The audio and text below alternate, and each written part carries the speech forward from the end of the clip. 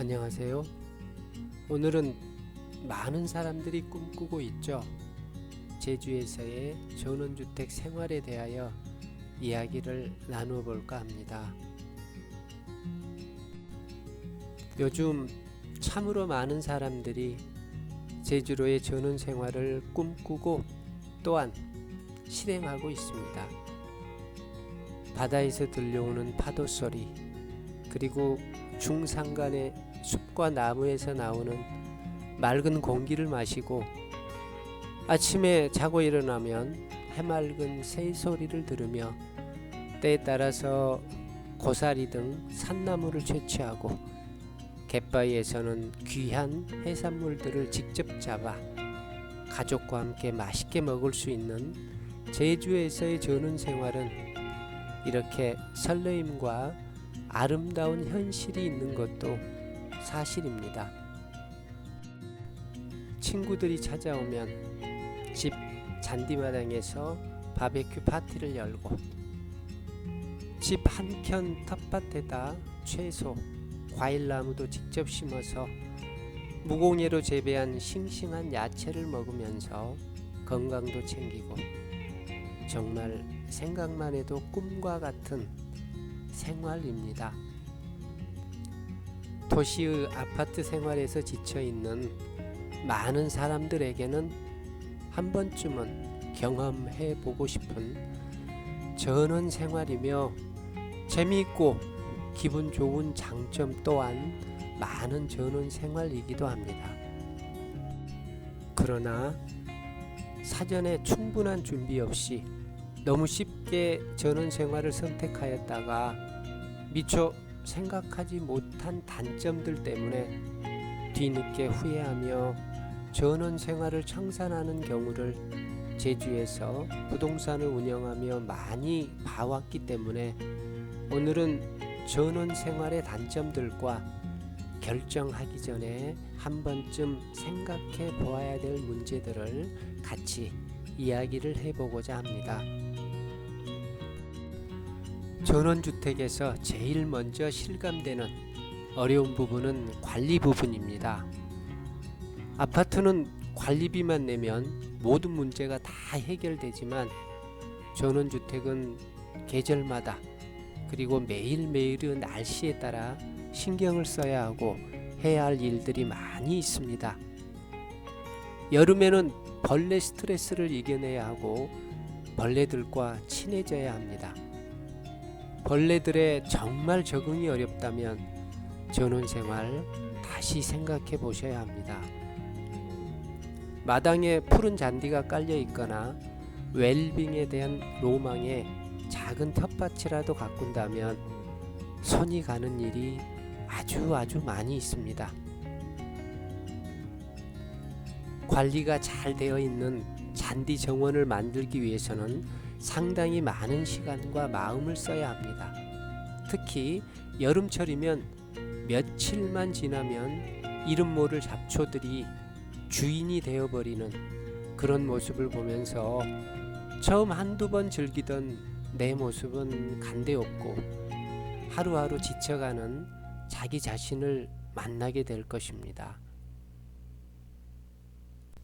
세월이 조금 지난 건축물은 제주에 연분이 섞인 바람과 비로 인해서 아주 쉽게 부식이 진행되므로 보수 관리에 또한 상당한 시간과 비용 또한 들어간다는 사실 꼭 아셔야 합니다. 다음으로는 많은 분들이 아주 중요하게 생각하는 조망에 대한 이야기를 해볼까 합니다. 매일매일 같은 자리에 같은 모습으로 보여지는 조망은 직접 살고 있는 집 주인 입장에서는 처음 맞이할 때의 설레이던 그 마음이 그리 오래 가지 않는다는 사실 알고 계셔야 합니다. 중산간의 웅장한 오름의 자태와 출렁이는 제주 바다에 요동치는 모습도 얼마 지나지 않아 주인용이 아니라 손님용이 되어 있다는 사실입니다. 이러한 풍경들은 어디에서나 사계절이 한번 지나면 금방 익숙해지고 거기까지가 전부이며 끝입니다. 처음에 느꼈던 그 짜릿한 감흥은 하루하루 지날수록 더 이상 느껴지기 어렵습니다. 실제로 많은 비용과 시간을 투자해서 만들어 놓은 야외 테라스를 아무리 카페처럼 꾸몄어도 실제로는 많이 이용되지 않고 어느덧 편안한 거실 소파를 찾게 됩니다. 혹시 친구들이 놀러와서 야 전망 좋다 하고 칭찬해주면 그때 그냥 흐뭇하고 잠시 기분 좋을 뿐입니다. 자, 세 번째, 가장 중요한 부분이라고도 말할 수 있는 전원주택의 황금성 그리고 투자 가치에 대해서 얘기를 나눠보겠습니다. 이렇게 손이 많이 가고 신경을 많이 써서 관리도 잘하고 아주 즐겁게 생활해 오다가 사정이 생겼습니다. 그래서 정리를 해야 될 필요가 있을 때 그래도 수익이 많이 발생하면 그나마 위로가 되고 좋은 시간으로 추억이 되겠지만 전원주택은 어느 정도 시간이 흐르면 감가상각으로 사실상 땅값만 남을 수 있습니다. 특별한 이슈가 아니면 집값 상승 여력이 크지 않다는 얘기입니다. 또한 수요층이 한정되어 있어 원하는 때에 적정한 가격으로 팔기도 어렵습니다. 그 대신 아파트는 한 30년 정도 지나면 재건축 기대감으로 제2의 전성기를 맞이하는 그런 현실과 다르다는 얘기입니다. 하루가 다르게 오르는 아파트 값과 매일매일의 잡일에 시달렸던 지난날을 돌아보며 로망에 사로잡혔던 그때의 그 시간을 후회할 수도 있다는 사실 유념하시기 바랍니다. 부동산은 처음 살 때 나중에 팔고자 할 때를 꼭 생각해 두셔야 합니다. 지금 이 주택을 사고자 하는 미래의 매수인으로서의 입장으로 전환시켜 지금 내가 가지고 있는 이 주택 그리고 구입하고자 하는 이 주택을 바라보셔야 합니다. 그리고 그 외에 소소한 단점들에 대해서 얘기를 나누어 보면 첫째는 편의시설이 부족합니다. 전원주택은 대부분 도심과 조금은 먼 거리에 있어서 생활 편의시설 이용이 불편할 수 있습니다. 병원이나 약국, 학교, 마트 등 걸어서 다니던 도시생활과 아주 다른 환경에 적응해야 합니다.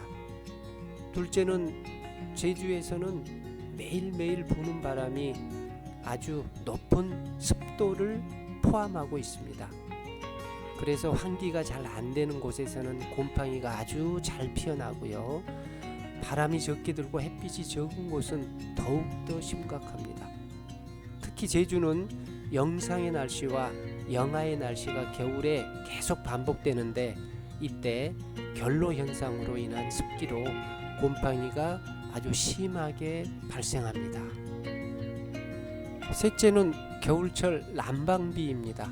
구조상 아파트는 옆집, 아랫집, 윗집과 벽, 그리고 천정, 그리고 바닥을 공유하기 때문에 열 손실이 별로 없지만 전원주택은 나 홀로 놓여져 있다 보니 열 손실이 크고 외풍도 심한 경우가 많이 있습니다. 특히 창호를 대충 설치했다가 제주의 모진 바람을 못 이겨 겨울을 딱 한 번 지내보고는 다시 떠나는 경우를 보아왔기에 창호 설치 정말 잘 하셔야 합니다. 자, 그래서 제가 권해드리는 가장 좋은 방법, 강하게 추천드리는 방법이 한두 해 정도 미리 살아보는 겁니다. 그것도 월세로 살아가면서 생겨나는 여러 단점들을 과연 내 자신이 감당하며 해결해낼 수 있는지 한번 판단해 보시고 결정을 하셔도 절대 늦지 않다는 사실 꼭 알고 계시기 바랍니다.